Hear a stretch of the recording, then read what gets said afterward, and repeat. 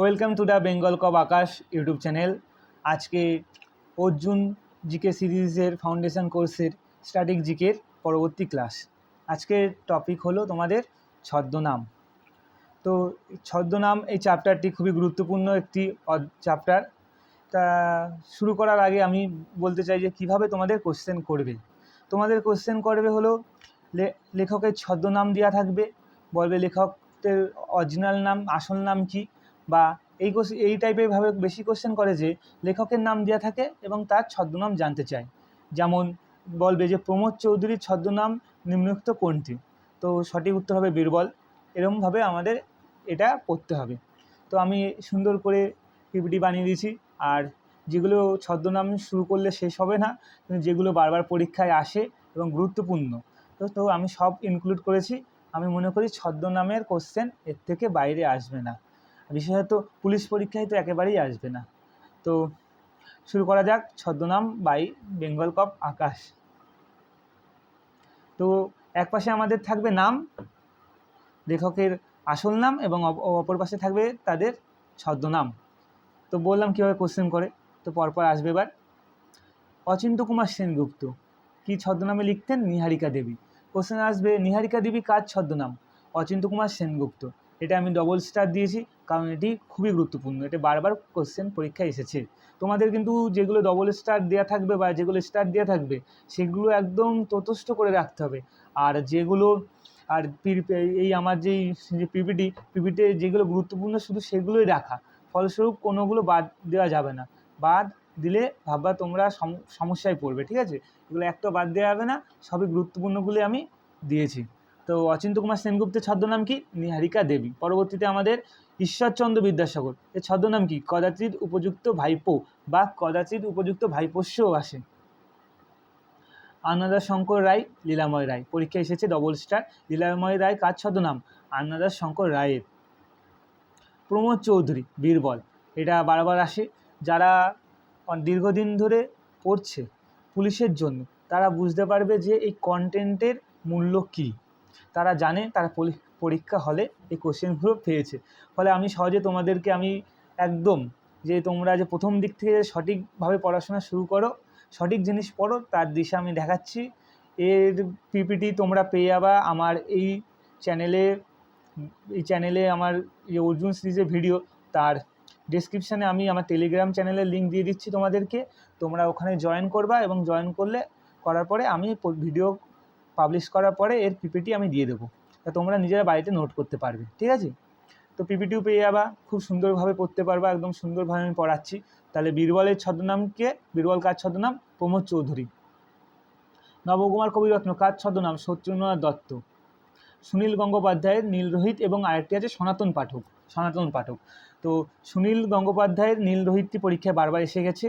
নীলরোহিত এবং সনাতন পাঠক ছদ্মনামে লিখতেন সুনীল গঙ্গোপাধ্যায়, তার মধ্যে নীলরোহিতটি খুবই গুরুত্বপূর্ণ।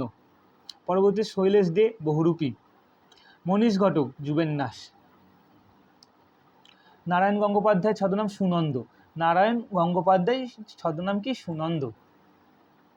নিহাররঞ্জন গুপ্তের ছদ্মনাম বানভট্ট। বিমল ঘোষ, মৌমাছি। তাহলে মৌমাছির ছদ্মনামে বিখ্যাত আমাদেরকে বিমল ঘোষ। এগুলো এইভাবেই মুখস্থ করতে হবে, এর আর কোনো উপায় নেই। কিন্তু আমি যতদূর চেষ্টা করেছি অল্প রাখতে এবং গুরুত্বপূর্ণ জিনিসগুলোই রাখতে। তোমরা ভালো করে মুখস্থ করে নেবা এবং প্রতিদিন পড়বা।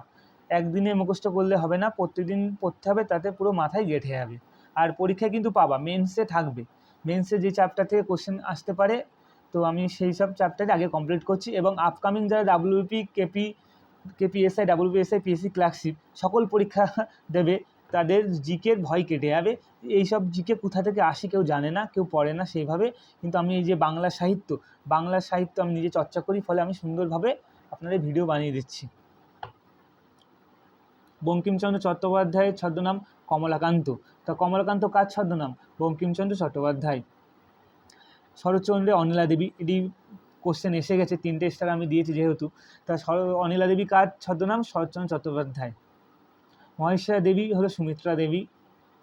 তারাশঙ্কর বন্দ্যোপাধ্যায়ের ছদ্মনাম হাবু শর্মা। বি.আর. আম্বেদকরের ছদ্মনাম চিত্রভানু। পরবর্তীতে আমাদের প্রবোধ কুমার বন্দ্যোপাধ্যায়, মানিক বন্দ্যোপাধ্যায়। মানিক বন্দ্যোপাধ্যায় কিন্তু ছদ্মনাম, লেখকের আসল নাম হলো প্রবোধ কুমার বন্দ্যোপাধ্যায়। তা মানিক বন্দ্যোপাধ্যায় একটি ছদ্মনাম, আমরা অরিজিনাল ভাবতাম। কৃত্তিবাস ওঝার ছদ্মনামে বিখ্যাত কে? মতিলাল মজুমদার। চিত্রগুপ্ত কার ছদ্মনাম? সতীনাথ ভাদুরিয়া। কাজী নজরুল ইসলামের ছদ্মনাম ব্যাঙাচি এবং ধূমকেতু, এর মধ্যে ব্যাঙাচি বারবার পরীক্ষায় আসে। সুকুমার রায় কি ছদ্মনামে লিখতেন? তাতা। রবীন্দ্রনাথ ঠাকুরের অনেকগুলো ছদ্মনাম, তার মধ্যে ভানু সিংহটি পরীক্ষায় এসে গেছে, আর আছে দিক শূন্য ভট্টাচার্য, আন্না কালী পাকরাশি, দেবাকর শর্মা এবং অকপট ভাস্কর। স্বামী বিবেকানন্দের ছদ্মনাম বিবি দিশানন্দ। পরবর্তীতে আমাদের বলাইচাঁদ মুখোপাধ্যায়, বনফুল, এটা খুবই গুরুত্বপূর্ণ। বনফুল ছদ্মনাম, এটা পিআরবি বারবার কোশ্চেন করে। বনফুল ছদ্মনাম কার? বলাইচাঁদ মুখোপাধ্যায়। কালাকুট ভ্রমর কার? সমরেশ বসু। তার মধ্যে কালাকুট পরীক্ষায় এসে গেছে, কলকাতা পুলিশ কনস্টেবলের পরীক্ষায় আগেরবার এসে গেছে। কালাকুট কার? সমরেশ বসু। তা সমরেশ বসু যেখানে থাকে অপশানে পিআরবি সমরেশ মজুমদারও দিয়ে দেয়।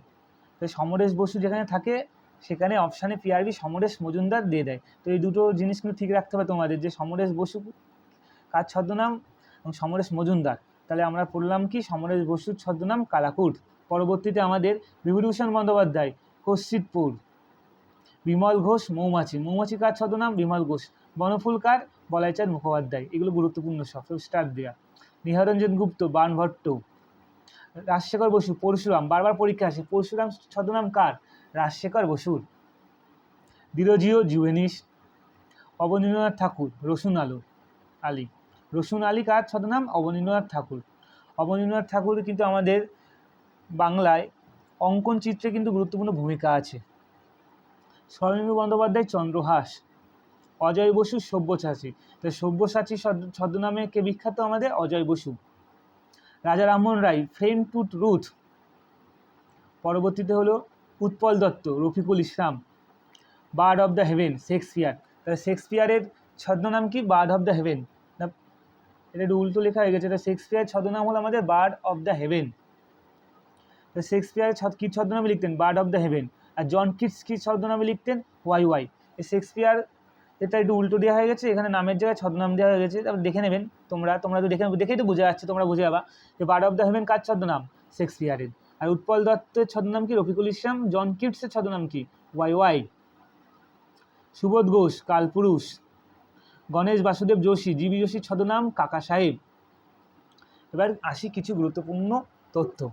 এখানে আমি কিছু সাহিত্যিক তোমাদেরকে রেখেছি, হলো কিছু সাহিত্যিকদের জন্মস্থান যেখান থেকে কোশ্চেন আসে। যেটুখানি কোশ্চেন আসে আমি সেটুখানি আলোচনা করেছি। তো শুরু করি। কাজী নজরুল ইসলামের জন্মস্থান পশ্চিম বর্ধমান। রাজা রামমোহন রায়ের জন্মস্থান হুগলি জেলার রাধানগর গ্রামে, এটি পরীক্ষায় এসে গেছে। বঙ্কিমচন্দ্র চট্টোপাধ্যায়ের জন্মস্থান উত্তর চব্বিশ পরগনায়। ঈশ্বরচন্দ্র বিদ্যাসাগরের জন্মস্থান পশ্চিম মেদিনীপুর জেলার বীরসিংহ গ্রামে, আমরা সকলে জানি। শরৎচন্দ্র চট্টোপাধ্যায়ের জন্মস্থান হুগলি জেলার দেবানন্দপুর গ্রাম। রাসবিহারী বসুর জন্মস্থান পূর্ব বর্ধমান।